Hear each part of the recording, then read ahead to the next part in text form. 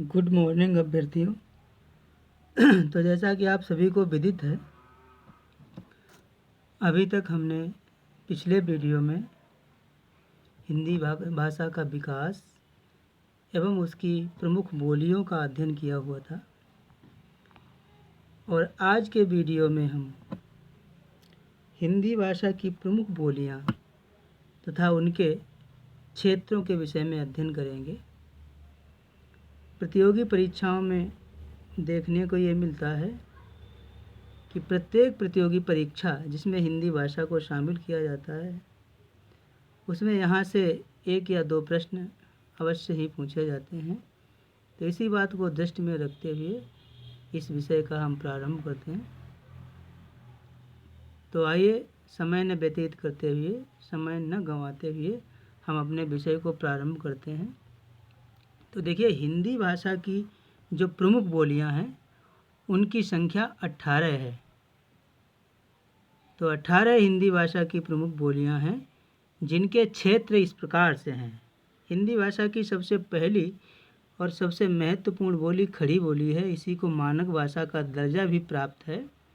और खड़ी बोली का जो बोलने का क्षेत्र है वो देहरादून है, सहारनपुर है, मुजफ्फरनगर है, मेरठ है, बिजनौर और रामपुर। ये खड़ी बोली के क्षेत्र हैं जहाँ पर खड़ी बोली मूलतः बोली जाती थी और आज भी बोली जाती है। ये बात अलग है, बाद में उसे मानक भाषा का दर्जा दे दिया गया और अब उसका जो है एक सुदृढ़ स्वरूप विकसित हुआ है। इसके बाद में दूसरी भाषा है जिसका नाम है ब्रज भाषा। ब्रज भाषा से आप सभी परिचित हैं।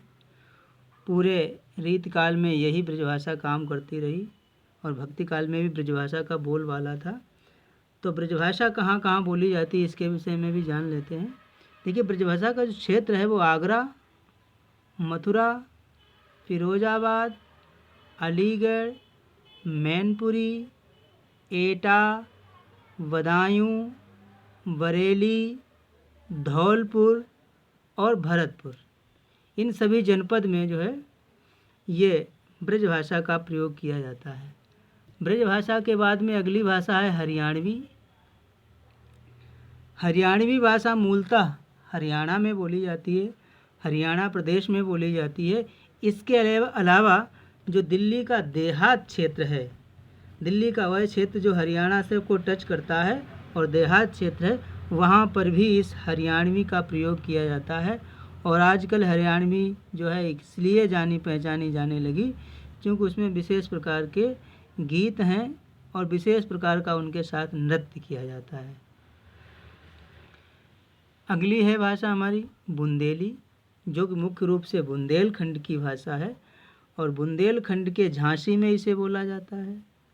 जालौन में इसका प्रयोग किया जाता है, हमीरपुर में इसका प्रयोग किया जाता है, ओरछा, सागर, नरसिंहपुर और सिवनी, इन सभी जनपदों में बुंदेली भाषा का प्रयोग किया जाता है। इसके बाद में हमारी कन्नौजी भाषा है और कन्नौजी भाषा जो है वो मूल रूप से कन्नौज, इटावा, फर्रुखाबाद, शाहजहाँपुर, हरदोई और पीलीभीत में बोली जाती है। तो इस प्रकार से ये कन्नौजी के क्षेत्र हैं। कन्नौजी के बाद अगली भाषा है अवधी।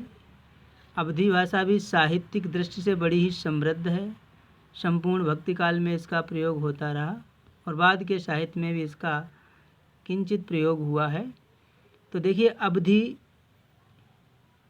भाषा का जो क्षेत्र है वो सबसे पहले कानपुर, लखनऊ, बाराबंकी, उन्नाव, रायबरेली, सीतापुर, फतेहपुर, फैजाबाद, गोंडा, प्रतापगढ़, सुल्तानपुर, इन सभी जनपदों में अवधी भाषा का प्रयोग किया जाता है। इसके बाद में सातवीं भाषा है और इसका नाम है बघेली।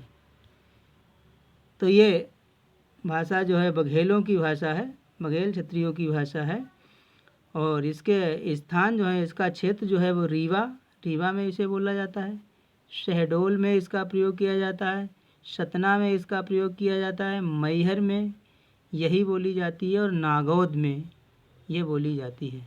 इस प्रकार से ये बघेली के क्षेत्र हैं जहाँ पर उसका प्रयोग किया जाता है। अगली भाषा है छत्तीसगढ़ी। नाम से पता चलता है छत्तीसगढ़ की भाषा है और छत्तीसगढ़ के बिलासपुर में, दुर्ग में, रायपुर में, रायगढ़ में, नंदगांव में, कांकेर में और सरगुजा तथा कोरिया में इसी भाषा का प्रयोग किया जाता है। अगली भाषा है हमारी मारवाड़ी। मारवाड़ी मूलतः राजस्थान की भाषा है और राजस्थान में जोधपुर में बोली जाती है, ये अजमेर में बोली जाती है, किशनगढ़ में बोली जाती है, मेवाड़ में, जैसलमेर में और बीकानेर में भी इसी का प्रयोग किया जाता है। और इसके आगे हमारी अगली भाषा है 10वीं, जिसका नाम है मेवाती। और मेवाती जो है वो राजस्थान के मेवात क्षेत्र की भाषा है। हमारी अगली यानी 11वीं भाषा है जयपुरी। जयपुरी नाम से ही प्रतीत होता है, तो ये जयपुर में बोली जाती है और अजमेर में बोली जाती है। यह भी मूल रूप से राजस्थान की भाषा है। इसके बाद में अगली भाषा है मालवी। यह भी राजस्थानी के अंतर्गत आती है और मालवी का जो क्षेत्र है वो मालवा यानी मालवा में इसका प्रयोग किया जाता है। इंदौर में बोली जाती है, उज्जैन में बोली जाती है, रतलाम में बोली जाती है, देवास में बोली जाती है और भोपाल में भी इसका प्रयोग किया जाता है। इस प्रकार से कह सकते हैं कुछ क्षेत्र राजस्थान का और कुछ क्षेत्र मध्य प्रदेश में इस मालवी का प्रयोग किया जाता है। मालवी के बाद में अगली भाषा है नेपाली, जो कि पहाड़ी भाषा वर्ग के अंतर्गत आती है। और नेपाली जो है इसका क्षेत्र शिमला में इसका प्रयोग किया जाता है, मंडी में इसका प्रयोग किया जाता है, चंबा में इसी का प्रयोग किया जाता है, जौनसार में और सिरमौर, इन सभी जनपदों में इस नेपाली भाषा का प्रयोग किया जाता है तो नेपाली, लेकिन इसे भारतीय क्षेत्रों में भी बोला जाता है, जिनके नाम हमने बताया इस प्रकार हैं। अगली भाषा है कुमायूनी। कुमायूनी नाम सुनकर ही प्रतीत होता है ये कुमाऊं की भाषा है मूलतः। और कुमाऊं में तो बोली जाती है, इसके अतिरिक्त नैनीताल में इसका प्रयोग किया जाता है, अल्मोड़ा में इसका प्रयोग किया जाता है और रानीखेत में भी यही कुमाऊनी भाषा बोली जाती है। तो अगली भाषा है गढ़वाली। ये गढ़वाल की भाषा है। इसके अतिरिक्त उत्तरकाशी में इसी का प्रयोग किया जाता है, बद्रीनाथ में भी इसका प्रयोग किया जाता है और श्रीनगर में भी गढ़वाली का ही प्रयोग किया जाता है। इसके बाद में हमारी अगली भाषा है जिसका नाम है भोजपुरी। और भोजपुरी जो है हिंदी भाषा की जितनी बोलियां हैं उनमें सबसे ज़्यादा जो है विस्तृत है और सबसे ज़्यादा आज के समय में ये प्रयोग की जाती है। हिंदी भाषा की बोलियों में सबसे ज़्यादा अगर कोई बोली बोली जाती है तो वो भोजपुरी है। तो भोजपुरी जो है वाराणसी, जौनपुर, गाजीपुर, बलिया, गोरखपुर, देवरिया, आजमगढ़, बस्ती, शाहाबाद, चंपारण, इन क्षेत्रों में इस भोजपुरी भाषा का प्रयोग किया जाता है। इसके अलावा बिहारी की दूसरी बोली मगही है, यानी 17वीं भाषा। और मगही का क्षेत्र जो है पटना में बोली जाती है, गया में बोली जाती है मगही, पलामू में बोली जाती है, हजारीबाग में इस मगही का प्रयोग होता है, मुंगेर जनपद में भी मगही का प्रयोग किया जाता है, सारण में भी मगही का प्रयोग होता है और भागलपुर जनपद में भी मगही भाषा का ही प्रयोग किया जाता है। अब बिहारी भाषा वर्ग की तीसरी बोली है जिसका नाम है मैथिली और ये हमारी 18वीं बोली है। इसका क्षेत्र जो है दरभंगा में ये बोली जाती है, मुजफ्फरपुर में बोली जाती है, पूर्णिया में बोली जाती है और मुंगेर में भी इसी का प्रयोग होता है। तो इस प्रकार से हिंदी भाषा की ये 18 बोलियां हैं जिनके आपने क्षेत्रों को देखा। अब एक नोट भी देख लीजिए, ये बहुत आवश्यक है और यहाँ से प्रश्न कई बार पूछे गए हैं पिछली परीक्षाओं में। देखिए जो खड़ी बोली है हमारी, खड़ी बोली जिसे हम खड़ी बोली कहते हैं, इसका एक दूसरा नाम भी है जिसे कौरवी कहते हैं, अर्थात खड़ी बोली को ही हम कौरवी बोली भी कहते हैं, खड़ी बोली को कौरवी कहते हैं। इस बात को आप विशेष रूप से ध्यान रखें, इसलिए मैं बार बार कह रहा हूँ।